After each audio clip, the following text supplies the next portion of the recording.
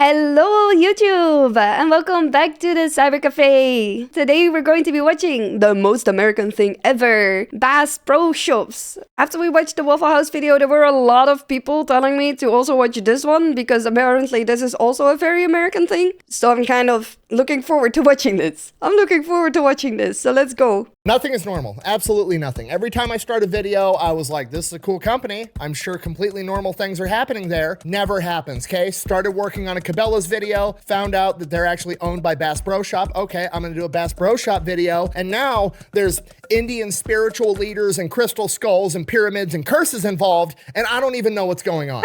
Wait, sorry, there's like the pyramids and curses involved? That doesn't sound very American though. Today we're talking about the most American thing that has ever happened. That time that we took the world's 7th largest pyramid and turned it into a Bass Pro Shops. Oh. Okay, and just so we're all on the same page, it is not the simple fact that America turned the world's 7th largest pyramid into a bait and tackle shop that's the most American thing ever. No, the most American thing is the story of how it happened because it reads like a Redneck Indiana Jones script and it's absolutely insane, but we're gonna get to it right after a word from our sponsor. A Redneck Indiana Jones? Why are you dressed like that? Why do you have a Tech 9? I'm going to the farmer's market. Okay, that explains the outfit. Explain the Tech 9. Yeah, like why is she taking a gun to the farmer's market? Muriel's getting on my turf again. Ah, yeah, if she goes on your turf, Well, then you're you gonna can go shoot. do a drive-by in a carriage. All right, here's the deal. Super simple, straightforward business That's model. You crazy. give them money, they turn around and make sure that data brokers on the internet aren't selling your personal information. What does that even mean? Okay, here's the entire internet and every free service on the planet inside of a nutshell. Okay, there's a saying, if you're not paying for the product, you are the product. What that means is pretty much anything on the internet that you use, that's a service, whether that be Google, Facebook, Instagram, Snapchat, all of it. Okay, it's all an app. So one of two things is happening. They're either gonna feed you ads, and that's how that company makes money since their service is free, or they're going to collect your personal information, then turn around and sell it to data brokers on the internet, and then they're going to turn around and sell it to whoever buys it, and next thing you know, you're getting 17,000 robocalls every single day. And that's where that is kind of true. I mean, he does sponsorships for this company more often, and I think it's a pretty good sponsorship because you kind of don't want companies to sell your data. Like, I currently get like a bunch of spam calls and stuff like that. It's really, really annoying. Me comes in, they will look through all the major data brokers and find the ones that are selling your personal information and submit opt-out requests on your behalf, and then they are legally obligated to comply. And then they'll continue to monitor these data brokers, and if they get your information again, Delete Me will submit an opt-out request again. Basically, you're paying Delete Me to get rid of all the downsides of all of the free stuff on the internet, which I think is absolutely worth it. If you want to check them out, I'll have a link and a discount code down below. Let's get back to the video. All right, buckle up. Things are about to get weird. Alex Jones may or may not be involved. Regardless, our story begins in... Is this a European thing to say? But who is Alex Jones? who is Alex Jones? I don't know who Alex Jones is. Don't worry about it. Okay. 1948, when Johnny Morris, the founder of Bass Pro Shops, is born. He grows up as the son of a World War II veteran that after coming back home from the war, opens up a liquor store. That goes well, so he opens up another liquor store soon. He's got an entire chain of regional liquor stores called Brown Derby. Why on earth did they call it that? I have no idea. So then why did I bring it up? Because it kind of sounds like a gay bar, and I think that's funny. Moving on. So Johnny... It sounds like a gay bar? Brown Derby?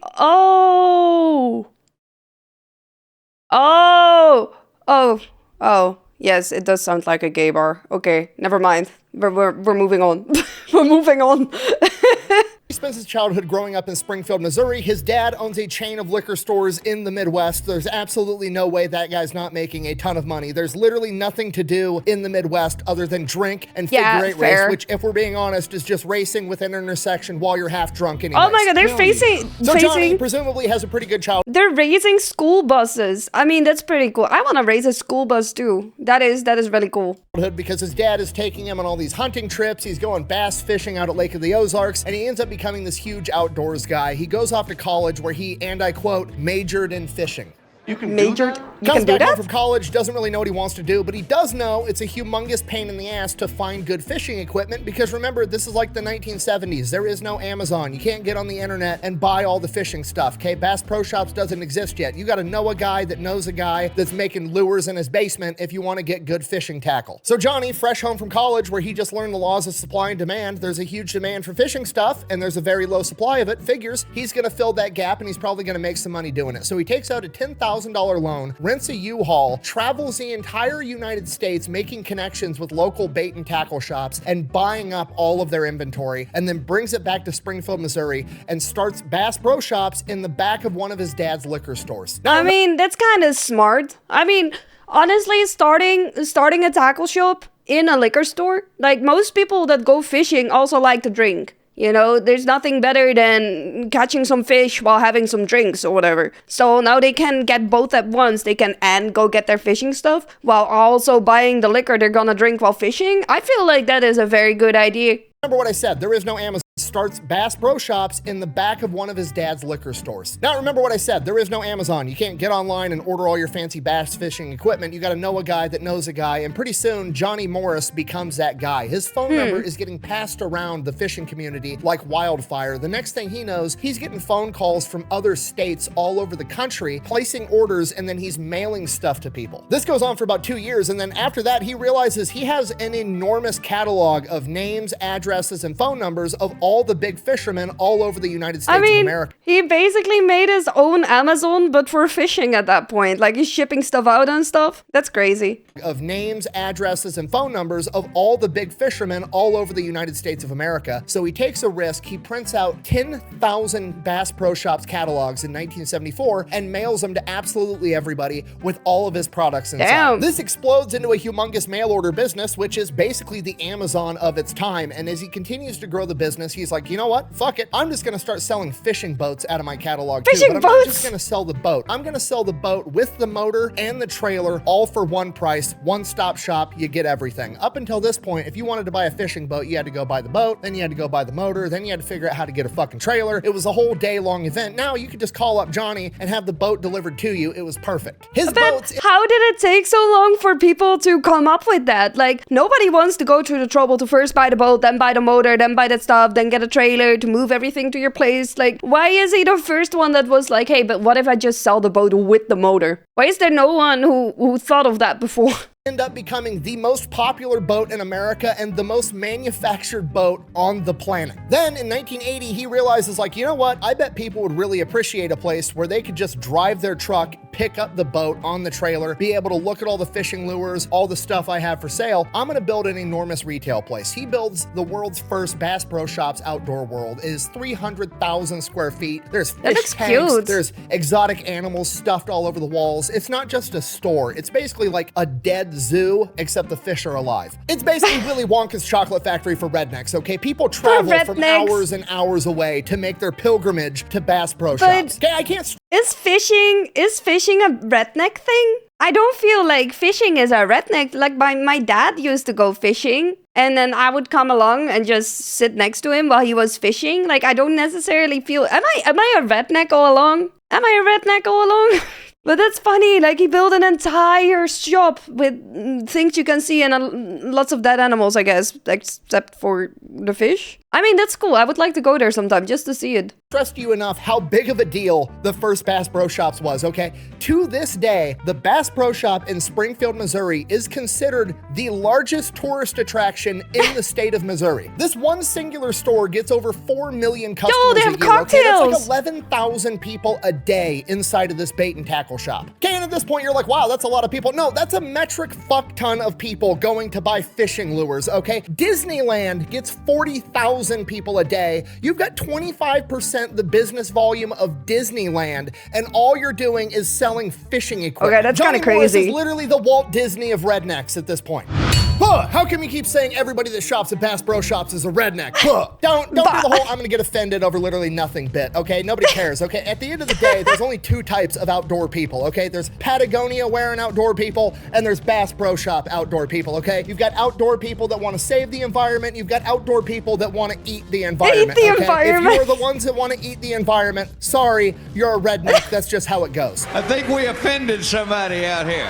Weird. That ain't funny, is it, sis? Anyways, outdoor He just knew that he would get people that would be offended over the term redneck. So he already put this into his video. But that's, man, people that want to save it and people that want to eat it. Like, that's crazy. world, outrageously successful. So when you find something that works, you keep doing it. So he opens up another one and another one. Another one. And then another one. And next thing you know, he's got over 200 Bass Pro Shops, outdoor worlds all over the country. So now at this point, Johnny Morris has built the business out wide, and the only place left to go is up and down. He vertically integrates the entire thing. So Johnny Morris figures, okay, well, who's upstream of me? I'm the middleman. I basically buy shit from a factory. I sell it in my store. I deliver it to the customer. Cool. I'm going to go backwards, and I'm going to start buying all the factories that make the shit in my stores. He buys out the boat company that makes all these boats, which to this day is still the most popular boat in America and the company that makes the most boats in the world. He buys the company that manufactures the four-wheelers that he sells in his stores. He buys up anything and everything that he can, and then he makes that the Bass Pro brand. Oh my God. He's just like, he was the middleman, basically. You had the factories, you have the customers, and Bass Pro Shop was the middleman, but he's taking out the middleman by turning himself into the producer and no longer being the middleman. That's crazy. Is this like the Waffle House, but for fishing fans? Is that how I'm supposed to see it? Brand is now absolutely everywhere. It's on boats, it's on ATVs, it's on clothing, it's on dining room sets, it's on fishing equipment. It's absolutely everywhere, to the point that everybody in America knows that brand. It's one of the most recognizable brands of all time. And in doing so, it's kind of polarizing, right? There's only two types of people in regards to Bass Pro Shop. There's people that like it and want to shop there, and those people are going to buy his merch and rep the company because they think it's awesome. And then there's people that want to make fun of the people that shop at Bass Pro Shop, and guess what they're going to do? They're also gonna buy his merch to wear it ironically in an attempt to make fun of those people. Either way, Johnny Morris is making money off of both ends selling his merch. I mean, that is true though. That is true. You have so many people who do it like ironically. But if you do something ironically for long enough, it's gonna become something unironically. You also have that with certain words you say or whatever. Like if you have certain stop words, like the people that said like uwu and owo. A lot of people say it ironically, and then at some point they keep seeing it for like saying it for so long, it becomes like an unironical thing. It's kind of like that. That's funny. And he's making money off both of them. Johnny Morris is making money off of both ends selling his merch. It's absolutely brilliant. Not only is he conquering his own market, he's figured out a way to monetize the haters as well. Hey, I'm sorry, I didn't see you there. I was too busy blocking out the haters. So Johnny Morris has done it. He's vertically integrated everything. Like anything to do with fishing in America, he is inescapable. Like you gotta go through this guy if you want to be able to catch fish, essentially. So he's like, okay, well, I need to expand into related markets. What's related to fishing? Hunting. Most people that fish hunt, vice versa. True. So there's another company, almost the same exact business model and storyline to him, but it's the hunting version, and that's Cabela's. So he buys Cabela's out for $5 billion. $5 billion? Combines the brands together. After acquiring Cabela's, there's only one more company that he's actually competing with, and that's Sportsman's Warehouse. So he goes to buy them out too, and he gets like all the way to the very end. They're about to sign the contract, and Bass Pro Shops is about to own Sportsman's Warehouse, and the government agency, the FTC, the Federal Trade Commission, has to step in and stop the purchase of Sportsman's Warehouse, because if he buys it, they're going to declare it a legal monopoly. He is not allowed to buy up any more of the competition. I was kind of wondering when that would happen, because I think they do have rules regarding monopolies and stuff like that, right? Because you don't want one guy or one company to own everything, because if you do that, then, you know, it's not good for the customer. So I was wondering how long it was gonna take for something like this to happen. This is the worst. At this point, Johnny Morris has essentially won capitalism. The government has had to come in and say, no, you're way too good at selling fishing lures. You're not allowed to do this, because then you're literally going to be the only option in the entire country. We've got to stop you. Here's the gold star for winning capitalism. Great work. Enjoy being a billionaire. Have a nice day. So Johnny Morris is like, okay, the government stepped in, not allowed to get any bigger at doing what I'm already doing. So my only other option now is to either just call it a day and retire, or I can expand into a related market. And at that point, he realizes like, okay, I'm going to do tourism. I'm already kind of in tourism already. I have the #1 tourist destination destination in Missouri, and my other stores are in the top 5 destinations in like 8 other states. He's just so he gets more collecting into it tourism. all. He starts opening up Bass Pro Shop resorts, golf courses. He has a fucking music festival. And then one day, the Memphis Pyramid comes up for sale. Oh And I know my what you're God. thinking, why the fuck is there a pyramid in Memphis? Great question. Well, in the 1950s, there was this architect that wanted to make a big-ass pyramid. He actually wanted to make 3 pyramids, but it never got that far. He But never why got around not? to Like, it if you get to build 1 pyramid, why not build 3? You know? in his life, but his son also became an architect, and in the 1980s, he resurrected the idea, got the funding, and built the 7th largest pyramid in the world on the Mississippi River in Memphis. Right out of the gate, the Memphis Pyramid is extremely polarizing. You've got taxpayers that are like, I don't want you to take my tax money and build a giant fucking pyramid. Yeah, fair. No. And then there's other people that are like, fuck yeah, this is America, let's build a giant pyramid. And then you've got people coming out of left field like Alex Jones claiming that the people behind it are part of the occult and they're building a secret satanic worship temple or some shit. Wait, so I was asking earlier who Alex Jones is, but then that's like a conspiracy guy if he's talking about the people from the occult being behind it. I think that's all I needed to know. These guys are admittedly into the occult. You can just look up their names. They're all over the local newspapers. And originally, it was an event center. People were going to have basketball games there, boxing matches. Mike Tyson fought there. They were going to have concerts, all kinds of stuff. So they started Wait, he's the turning the frogs gay guy? Like they're turning the frogs gay? Like that one? Oh my god, that's crazy. I didn't know that was that dude. there, boxing matches. Mike Tyson fought there. They were going to have concerts, all kinds of stuff. So they started building it in 1989. It finally opens up in 1991. And right before the Memphis Pyramid is about to open up, the maintenance crew goes up to the very top, and at the very top, there's a metal box welded at the top of the pyramid. And they're like, what the fuck is that? So they go, they get the project manager, they end up chipping away at this welding. They rip this box down. Inside this metal box is a smaller wooden box. So they pull that up, they open it, and there's like a of just incense and perfume and shit that comes out. And inside of the box is a fucking crystal skull inside of a velvet cloth. Oh. I mean, Don't worry, maybe Alex Jones was right about that one. If there's a skull inside a box welded to the top. gets weirder somehow. So they track down who put the crystal skull there, and somebody finally admits to doing it, and it is the founder of the Hard Rock Cafe and the House of Blues, Isaac Tigrit, because originally there was going to be a Hard Rock Cafe inside of the pyramid. Still raises the question, why the fuck are we putting crystal skulls at the top like it's an Indiana Jones movie? Isaac Tigrit's reasoning was, I'm not making this up, I promise you. I can show you the interviews where he talks about it. When Isaac Tigrit was 27 years old, he was drunk driving his Porsche and crashed it, careening it off a 400-foot cliff. And as the car is rolling down the cliff, an Indian man appeared and held him through the crash, and he walks out of this car wreck. The car is just completely obliterated, and he walks out without so much as a scratch or a bruise. He appeared instantly in this room.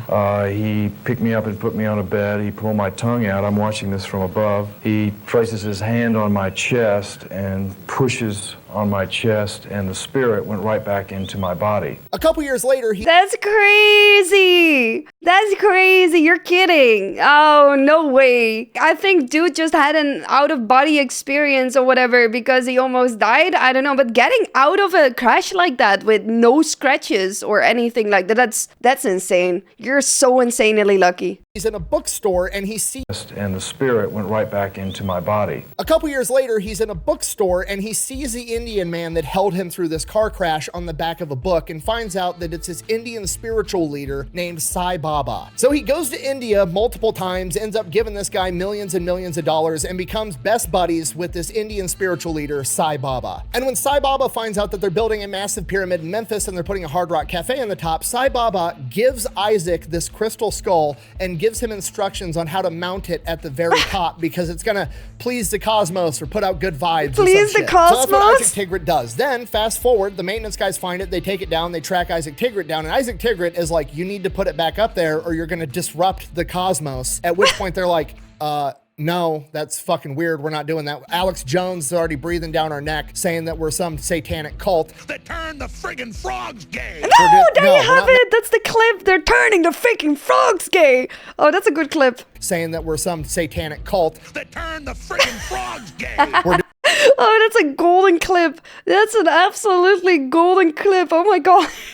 Legendary, holy. But that's crazy, dude. On the other hand, if they just welded it back, like no one's gonna know there's a crystal skull in there though. So you know you can just leave it be there. Like no one's gonna ask any questions. No one's gonna know. No, we're not mounting crystal skulls at the top of the fucking pyramid. So then people find out about this. People start saying that now the pyramid is cursed, and it's starting to look like it's true because the first night it opens up for a concert, the sewage backs up and ruins the entire event. From here, it's just bad thing after bad thing after bad thing happening. One of the maintenance crew guys plummets to his death. People keep falling down the staircases because the stairs are too steep because they built a concert venue inside of a fucking pyramid. The seats are uncomfortable because they made them too small, trying to cram as many people into this auditorium as possible. Again, because it's a pyramid, which is not a great shape to have a concert venue to begin with. Eventually, a bunch of musicians... I feel like a pyramid shape would be fine. You just gotta do it properly. You just gotta do it properly and make sure that everything fits instead of trying to cram as much in there as possible. Because it's a pyramid, which is not a great shape to have a concert venue to begin with. Eventually, a bunch of musicians refuse to even play that venue because apparently the acoustics inside of a pyramid aren't that great. The entire venue just becomes synonymous with not having a good time. It's a huge waste of taxpayer money. Memphis is actually losing money every single month keeping this place open, and the people in Memphis start referring to it as the Tomb of Doom. So by 2007, the entire venue is just shut down. Nobody wants to go there anymore. And now there's just a big, empty, haunted pyramid on the Mississippi River in Memphis, Tennessee. Cue Johnny Morris, the guy expanding his hospitality and resort business. And he's like, you know what?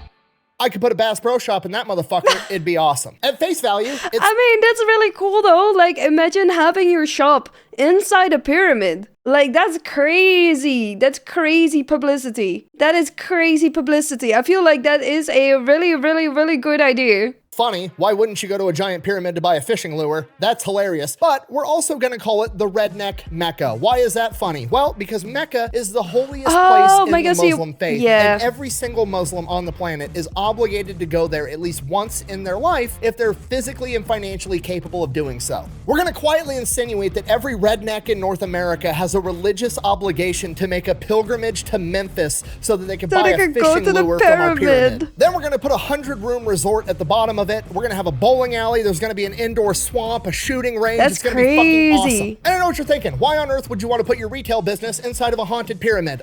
Because your customer base is rednecks. You want to know who doesn't give a shit about being haunted? Rednecks. If anything, it makes it better. You know what's more fun than being able to go to a pyramid to buy a fucking fishing lure? Going to a haunted one. Pyramid, buy a fishing lure with the slight chance that you're gonna get to shoot a ghost with a shotgun loaded with rock salt, okay? Okay, these are rowdy, fearless individuals. These are who Charlie Daniels was talking about, okay? If you told a story about any other demographic on the planet that started out with they made a deal with Satan, it would be a cautionary tale where this guy loses his soul. Not rednecks. Rednecks are gonna beat that motherfucker in a fiddle contest, win a golden fiddle because they can. So the pyramid being cursed, definitely not a downside. If anything, it's an upside. The only real downside, to be honest with you, is that, well, you're creating a tourist attraction for rednecks, and if they're staying overnight, they're probably gonna get drunk and rowdy and get naked and take a cannonball into the fish tank. I mean, I don't necessarily see men dives into aquarium. Okay, maybe I do see the problem there. Maybe I do see the problem there.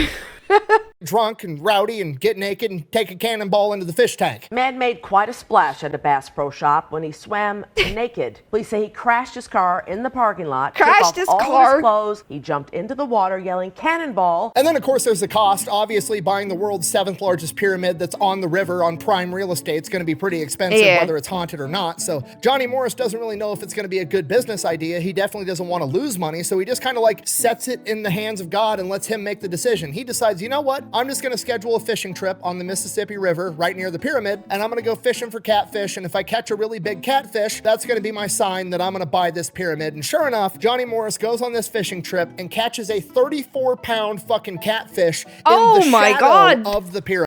That's massive. That is a really, really big catfish. This is also such a, like, imagine leaving a business decision to whether, like, you catch a really big catfish, yes or no? But that's a really big fish. And catches a 34-pound fucking catfish in the shadow of In the the pyramid. shadow? Do you understand the significance of what I've just told you? This is the most American thing that's ever happened, all right? A pyramid got built in Memphis. It's the 7th largest pyramid on the planet that people now think is haunted because some millionaire that opened up the Hard Rock Cafe was drunk driving his Porsche and had a vision that he was saved by an Indian spirit guide. So he had him place a crystal skull at the top, and then it was haunted and run out of business. And then it got brought back by some dude that became a billionaire by selling fishing lures out the ass end of a liquor store in Springfield, Missouri. So in conclusion, I guess I don't know. I don't know how I got here, to be honest with you. I guess if we could draw anything from this,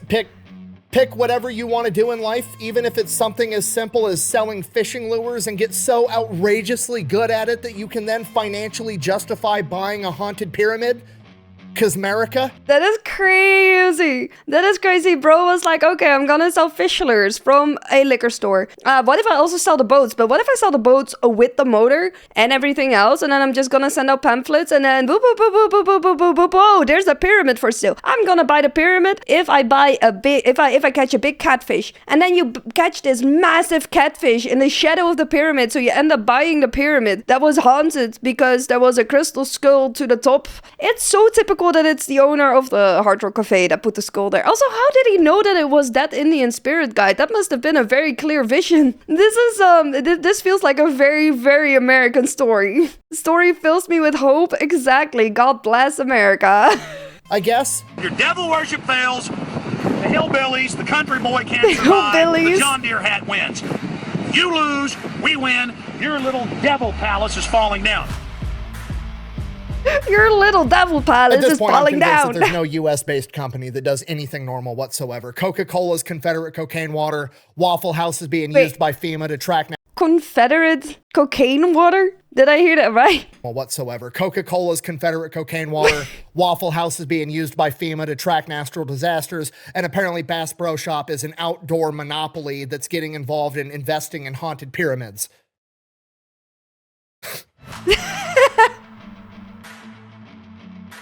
Oh, that's really funny. I mean, that was a good video though. I really like that. I really like that, but I do wonder if there's a company here that has like a normal story, because I feel like everything, like even the Waffle House one, that one was insane too. Crazy.